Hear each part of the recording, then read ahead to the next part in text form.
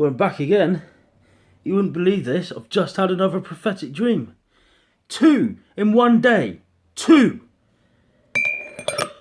I've literally just woken up. I've run down the stairs. I made a quick cup of tea. And now I'm recording again on another one.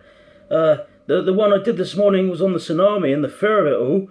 And that was horrendous within itself. And I got a couple of hours until I have to go back to work again. And I thought, well, I'll just quickly get some more sleep again because I'm feeling pretty knackered from waking up from that last one.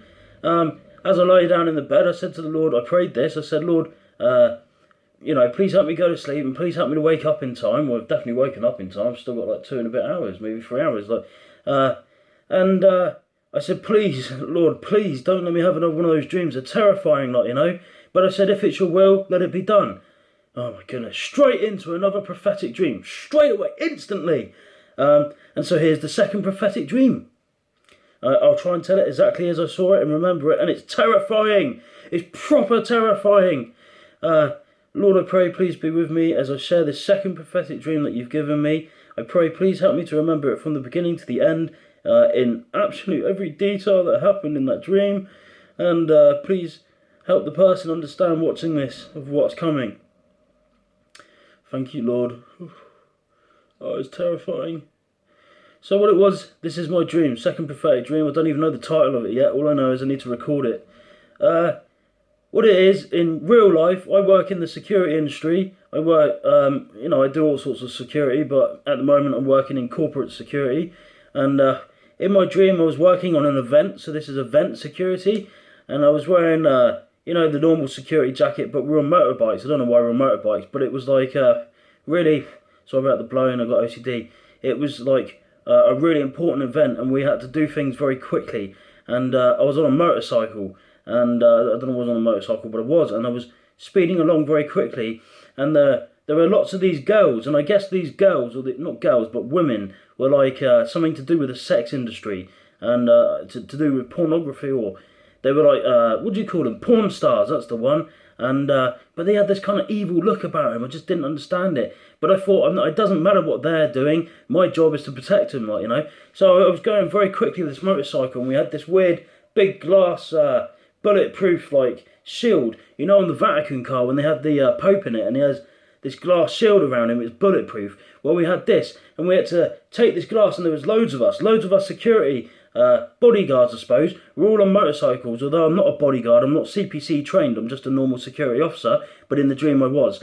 And we had this big glass dome, and we had to put it over these porn stars, but we were going along the motorway, and there were like police cars and military police, and it's always military police. It was always all these police cars in front, all these police cars behind us. It was a very top level event, in security world. And we got this this glass dome, and we put it over these porn stars, and we were riding along with this glass dome until we got them to their destination.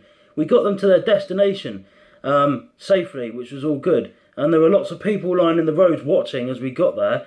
When we got into this place, the next thing I knew, I ended up in this big house, I would call it a 5-bedroom house, but maybe it was a 10-bedroom house.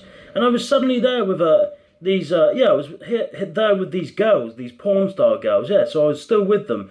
I still had to protect them, and then they were going around each of the security there, and they were saying, oh, give us a snog, and they were snogging different security men and doing sexual acts with them. And then 2 of them came up to me laughing and giggling, and one said she went to snog me, and she was going to snog me, and I said, no, I'm a married man. I said, it's not going to happen. I said, no. The temptation was there. I got to be honest with you. These were good-looking women, but I'm married, and it's a dream, okay? Dream, all right? And if I can show control in my dream, then imagine what I'm like when I'm awake, So I'm fully committed to my wife, man. And so they were trying on, and then they got annoyed, and they were like, oh, it doesn't matter if you're married. We don't care, we'll just do this with you and do that. And I was just like, no. I love my wife, and it's adultery, and it's just no way, I'm not going to do that. And we stayed this night over in this big 10-bedroom house, and there was like a whole lot of people. And the next day, a whole team of people arrived, and it was as if it was for like a TV show or something. And my brother Jamie was on this team as well. And these were normal, everyday, normal people, wearing these kind of black coats, and they had these kind of black rucksacks, and they were all wearing the same kind of clothing. And I left the house and I walked around, and I thought, this is odd, this is a bit strange, what is this? Because there were barbed wire fences everywhere, and they were high, and they had gun towers, man, with people with rifles standing around this camp. Let's call it a camp, you know. And it looked like I was in some sort of maximum security prison, like, you know. But it wasn't a prison. It was like a camp inside of a prison. And we were sitting in this house with all these people, and suddenly they gave me this black uniform and a black bag. I said, oh, no, I'm not a part of it. I'm security here. And they said, oh, no, you're a part of it. I said, no, really, I'm not a part of it. And they said, and they glossed it all up nicely. And they said, yeah, you do want to be a part of it. They said, it's really good what we got going on here. And people are here out of voluntary. They volunteered to be here. I said, okay, cool. But I said, I think you've got something confused. I'm not part of this voluntary team. I'm here working, you know, and it's time for me to go home now. My job's obviously done. They said, oh, no, you're not going home, mate. I said, what do you mean I'm not going home? They said, you're staying here. I said, you what? I said, I'm not staying here. I said, I was security. And they said, look, it's okay, mate. Just stay here for a couple of days and we'll sort something out for you. I was like, okay, all right. But I said, I'm not participating in this. I was working. Can I just go back to this house, like, you know? And then they said, oh, you know, just join in with the flow of it all anyway. And I was like, okay, but you promised that I'll be leaving in a couple of days. Yeah, we'll sort something out for you. Right, okay. Now, these blokes were wearing kind of like military uniform, army uniform. They were army blokes, you know, with different ranks and medals and different colours from their regiments and stuff. And they looked evil. They were really evil. Can you see the evil? Like, you know, they're really evil. Hopefully you can't see evil in me, but I don't know, there might be a couple of demons I need to deal with still. But they were evil. And they were walking us around this camp, you know. And I was looking up at the barbed wire and I thought, why do they need all this barbed wire? What is it with this? And what's with the gun towers?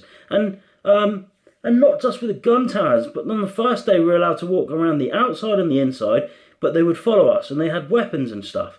And we walked around the outside of the perimeter and there were like waves of barbed wire and waves of gun towers and waves of these soldiers patrolling the place. Oh, I thought, what is this place? What kind of TV show are they doing? What is this, you know? Anyway, we went back inside the camp, and there had these different men coming in, and they were giving talks, and they were starting to slowly introduce us to where we were. And at first they were making it all funny and nice, and then I noticed the talks get more harder and harsher and harder. And they were giving these lectures to us, like, you know, saying you can do this and you can't do that, and you have to comply at all times, and blah this, blah that, and they were still putting a nice approach across. And I started to get kind of really freaked out. I was kind of thinking, well, what is this, you know? And I spoke to one of like the staff security there, or staff sergeant or something, and I said to him about me leaving, and he said, you're not going anywhere. And I said, what do you mean? He said, this is like a few days on in the dream. He said, you ain't going anywhere. Kind of laughing at me like this. I said, what do you mean I'm not going anywhere? And he said, I said I was working on the security. He said, it doesn't matter what you were doing before you arrived here. You're now here. In a really kind of evil way like this. You're now here. Like, you know. And I stood back and I was like, okay. My twin brother was there, and I turned to my brother in the dream and I said, we've got to get out of here. I said, I don't know what this place is, but we've got to get out of here. And we started to tell everybody else on this team, there's something not right about this place. It's evil, you know, it's really evil. And these other people started to listen to us, and we were like talking amongst ourselves, and we said, we got to get out of here. Then that's it. I heard sounds coming through the sky, like evil sounds, like. If you click onto YouTube and stuff, if you click onto YouTube, you'll see like trumpet sounds in the air. God, bloody hell, it's coming back to me really strong. And again, it was darkness there, and I heard this kind of sound, like, you know, like that, you know. I saw lightning and stuff in the night time, and suddenly it hit me. We're in the end of days here. There's something evil going on with this place.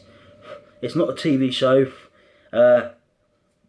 We were all lured into this place in different ways. My role was security. The other guys were there out of voluntary, saying it was a nice TV show. And other people were there wearing these distinctive clothing, a bit like the Jews in the concentration camps, like that. And these people patrolling it with guns and stuff, rifles, weapons. And I said to everyone, we've got to get out of here. And so we all planned. All the guards went off when they thought everything was still safe. They went off to go and have lunch for an hour in the middle of the night. I don't know why it was night. And they did. And I heard the whong sound again, and then something flew down. And then somebody shouted out, the chip, the mark of the beast, the chip. They're going to put the chip in us next. And I thought, shit! Like, I've got to get out of here now. And I turned to my brother and I said, we've got to get out of here now. And suddenly they all got up and they all ran, all of them. They ran out of there. And I was like, my bag was stuck to a chair. And I was trying to get off the bloody chair and I couldn't get off the chair.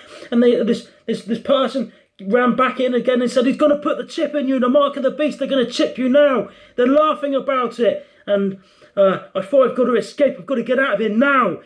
So I managed to get my bag off this chair. I don't even know what was in the bag, and I flung the bag off me, and I started running through this kind of weird classroom thing and out the door, and I ran to the fences. And because it was still at the stage where they had made it all nice and glorified, and that it was out of option that you be there, some of the gates were still open. And I managed to run through this gate, whereas I guess in the future they'd be locked. You'd be locked in. And they were saying that it was a good place with food and shelter and water and all that. That was one of the speeches that they gave. And that we'll look after you and that you're safe here and all your families are safe here. And invite your friends and family into this place. You're safe here. Oh, and the people with the rifles and the weapons, they're here for your protection. This is a safe place for you to be in. And we care about you. Fuck! Wankers, Excuse my language. And don't click off, please. I have to use bad language to get this across, man. They were saying it's a safe haven, a safe place for us. That the people with the weapons were there to protect us.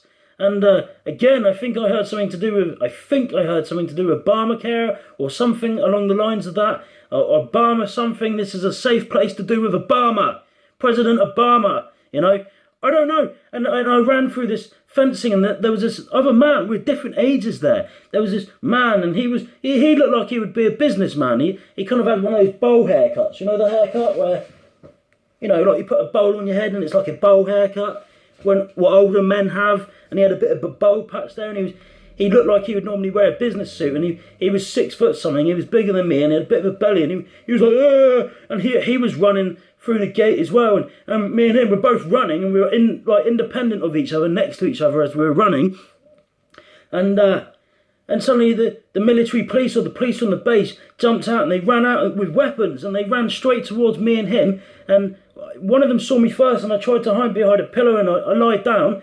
And I think there was there was about 6 of them, running out. I think they obviously noticed that everybody else had ran. I think there was some kind of alarm that had been sounded that they realised, but I couldn't hear it. I was no longer at this camp. Sorry about the blind OCD. And I'm sure they saw me, but they focused their attention on this 6 foot bloke, man, with the belly and stuff. And they said they ran up to him, and I froze. I couldn't run. If I'd run, they could have shot me. And he stood there. And he was a couple of meters, maybe 4 or 5 meters to my right, and one of these evil soldier men laughed and looked at him. He looked at the man and he said, "You're one of the saints, aren't ya?" Like this, "You're one of the saints." In an evil way. This man hadn't spoken to him. There's no way he could have known that he was a Christian. Saint? Again, I don't use the word saint, but he said, "You're one of the saints." And bloody hell, this other bloke, one of the evil soldiers, had a 50 Barrett sniper rifle, massive caliber rounds, straight to his head, bang! And the bang was so loud, bang! And straight in his head exploded, and the bloke hit the floor dead. And then they looked at me in the dream, and he said, "You're one of the saints as well, aren't you?" And he said, "You see," and he walked round and he whispered in my ear and he said, you see, what we like to do, and I just got a text from Mrs. and just ignore that. He said, you see, what we like to do to the saints is shoot them. And they shut their eyes and they go into darkness, and then they awake in darkness, never to see light again. And then that was it. The dream ended, and I come down here and recorded it. And I guess I would have been shot next. But the thing is, that's a lie, because we know as Christians that as soon as we're shot dead or whatever, we're entering into heaven. Now, that was the prophetic dream. What do I believe it was? I believe it was one of these camps. FEMA camps. It's got to be a FEMA camp. Wouldn't just be in America. It will be worldwide once all these events start to kick off. They're going to gloss it all up to begin with as all nice and voluntary, and then in time they'll lock you in. As soon as you're in there, even when they say it's all nice and voluntary and all the rest of it, as soon as you're in there, you don't care about where you're from, what you've done, all the rest of it, or how you even entered in there. You're then under their control. You're their bitches, man. Excuse my language, but you are. And they control you and they will kill you. And their aim is to get you in there to implant the RFID chip, the mark of the beast, in your right hand or your forehead. I don't even know if you'll get a choice, because the way that it was presented to me in this dream I just had just now, you wouldn't have a choice. They were going to put this chip in your hand, and that was it. Or maybe you do get a choice, but this didn't happen in the dream. Maybe they'll say, take it or die. I'll tell you what, I'd rather die. And do you know what? These prophetic dreams that I'm starting to get again right now are so terrifying. I've got to be honest with you, I would rather die before this stuff comes along. And I know there's a lot of people running around about pre-trib rapture and all the rest of it. Nah, man, we're going to be going through some of this. Read Matthew 24. It shows you all the signs. It says the sun will be dark and the moon will not give its light. Or maybe the purpose of this dream is for the people that won't be raptured. I don't know. All I know is I'm getting this dream. Prepare yourself and be ready for what is coming. And again, if anybody talks about going into a camp where there's food and water and shelter, if you've been in any nasty disaster from an asteroid or nuclear war or earthquake or tsunami or hurricane or tornado or anything natural or man-made disaster, if they say to you to go to these camps, you bloody say no, because they will put the mark of the beast in you and send you to hell. That's their aim. I think in one of the talks they were saying about killing as many people and sending as many people to hell as possible. That was the other thing. And I heard the trumpet sounds in the sky, man. Whoa, warning, like from the Lord, get out of here, Oh, it's just absolutely bloody terrifying. It really was.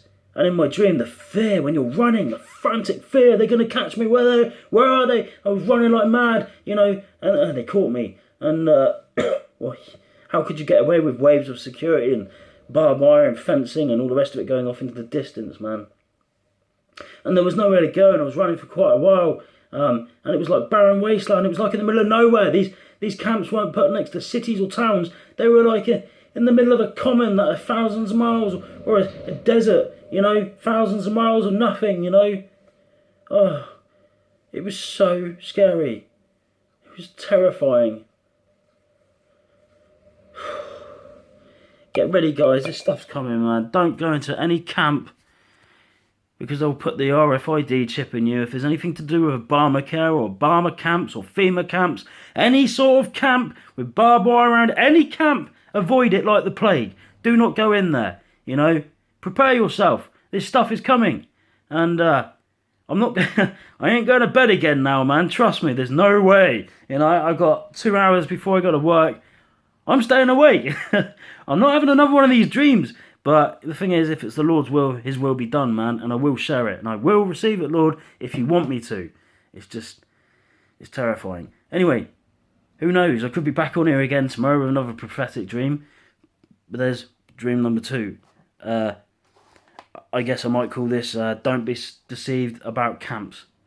God bless you. Thank you for watching this. Take care. And get ready. Scary stuff's coming, man. Bloody terrible stuff. Bloody terrible stuff is coming. Really get close to Jesus. It's all we can do.